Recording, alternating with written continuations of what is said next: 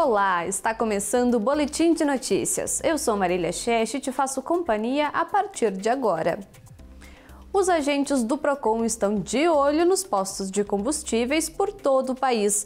O objetivo é verificar se a lei de redução do ICMS está sendo divulgada de maneira clara aos consumidores e se os preços, de fato, ficaram mais baixos. Os agentes estão conferindo se os postos de combustíveis cumprem o decreto que determina a divulgação dos preços cobrados em 22 de junho e os de agora. A queda no preço veio com a redução do ICMS determinada em lei. A ação, coordenada pela Secretaria Nacional do Consumidor, com o apoio da Agência Nacional do Petróleo, quer garantir transparência aos clientes dos postos de combustíveis. Os fiscais verificam se a redução do ICMS está sendo repassada e se o preço antigo é informado de forma visível. Saber o quanto que diminuiu, né? E quanto era alto o valor que a gente pagava. Tudo aquilo que puder nos informar, né? A gente saber o que está acontecendo é válido. Um canal de denúncias foi aberto pelo Ministério da Justiça e o formulário pode ser acessado pela internet no link denuncia.combustível.mj.gov.br. As 250 distribuidoras no país também estão na mira do governo para garantir que o valor cobrado na revenda já esteja menor e possibilite que os postos repassem ao preço final. O descumprimento do decreto 11.121 configura ofensa aos direitos básicos dos consumidores, como a transparência e a informação clara e adequada, o que enseja a aplicação do Código de Defesa do Consumidor e as sanções nele previstas, que vão desde a aplicação de multa pecuniária até a interdição do estabelecimento. Estamos aqui com o Procon, a Agência Nacional de Petróleo já está aqui visitando e viu que nós estamos aí cumprindo, e essa é a recomendação que nós estamos pedindo a todos os postos em todo o nível nacional. O decreto complementa o Código de Defesa do Consumidor. Caso o estabelecimento não cumpra a determinação, pode ter que pagar multa de até 13 milhões de reais. Tem que ter uma placa informativa, essa placa tem que ser legível, preenchida de forma correta e de forma que o consumidor tenha acesso a ela. As vendas no comércio cresceram pelo 5º mês seguido no país, mas desta vez foi um avanço tímido. Os números de maio foram divulgados pelo IBGE e revelaram um aumento de 0,1% no mês de maio. Dados divulgados pelo IBGE mostram que as vendas do comércio cresceram 0,1% em maio, quando comparado a abril. Já no acumulado dos últimos 12 meses, houve queda de 0,4%. Foi o primeiro resultado negativo desde setembro de 2017.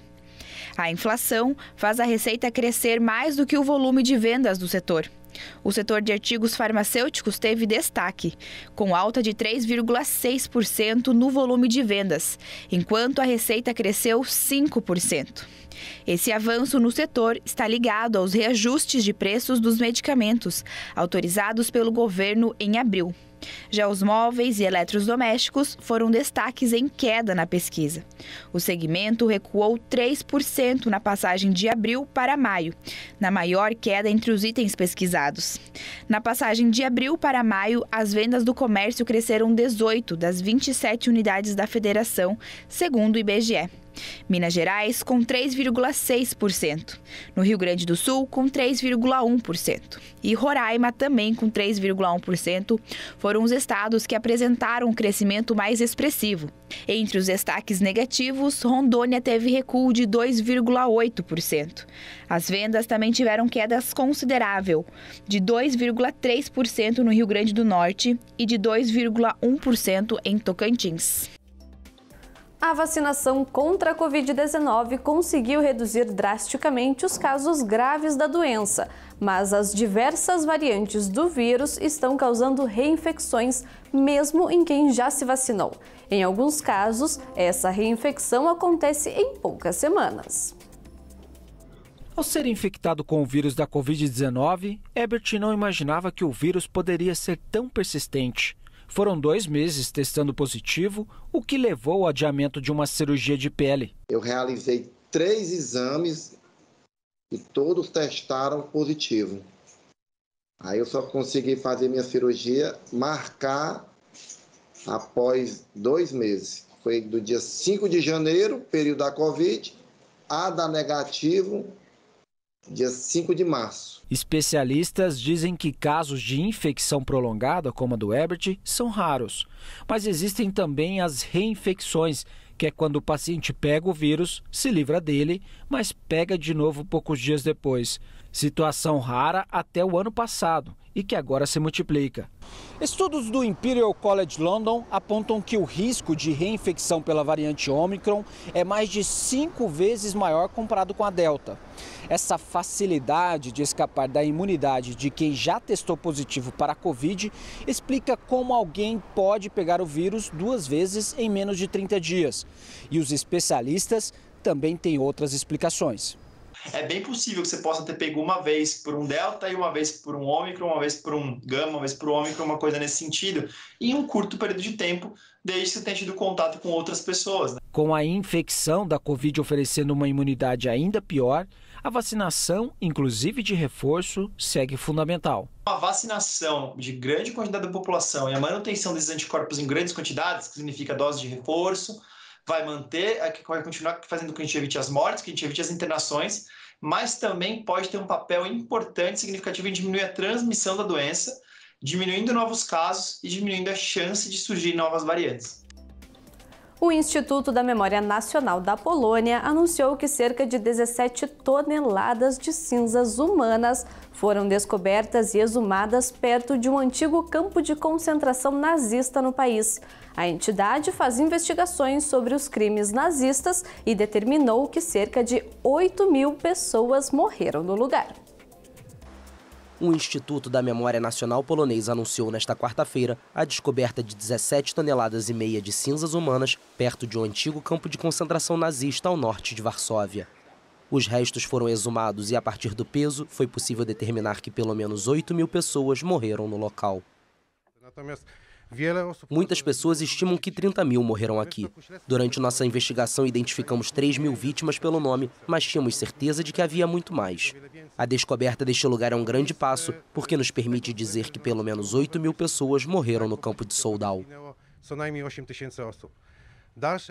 O campo de concentração foi construído durante a ocupação da Polônia pela Alemanha nazista na Segunda Guerra Mundial. Desde a invasão da Polônia em setembro de 1939, serviu como local de trânsito, internação e exterminação de opositores políticos, membros das elites polonesas e judeus.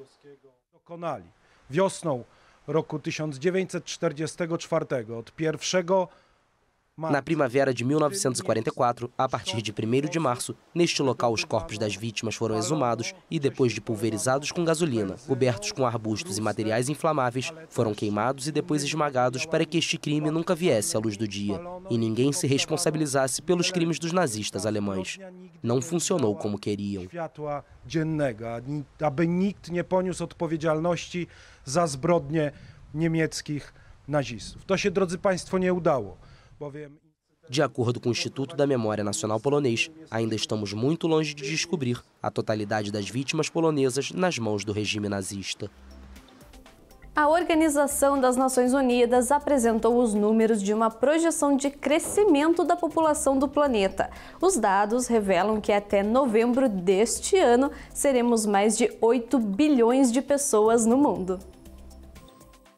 A população mundial deve alcançar a marca de 8 bilhões de pessoas no dia 15 de novembro. A projeção feita pela Organização das Nações Unidas também aponta que a Índia vai superar a China como o país de maior população em 2023. O secretário-geral da ONU, Antônio Guterres, afirmou que o marco populacional é uma recordação de nossa responsabilidade compartilhada de cuidar do nosso planeta e um momento para refletir sobre onde estamos em dívida com nossos compromissos mútuos. Ele lembrou ainda que os avanços na saúde prolongaram a expectativa de vida e reduziram drasticamente as taxas de mortalidade materna e infantil. A projeção do Departamento de Economia e Assuntos Sociais da ONU afirma que a população mundial está crescendo no ritmo mais lento desde 1950. O mundo deve alcançar 8 bilhões e meio de habitantes em 2030 e 9 bilhões e 700 milhões em 2050. Na década de 2080, deve chegar ao pico de quase 10 bilhões e 400 milhões, antes de registrar estabilidade até 2100. Atualmente se observa uma queda líquida nas taxas de natalidade dos países em desenvolvimento. Enquanto isso, mais da metade do crescimento projetado na população mundial nas próximas décadas será concentrado em 8 países. São eles: República Democrática do Congo, Egito, Etiópia, Índia, Nigéria, Paquistão, Filipinas e Tanzânia.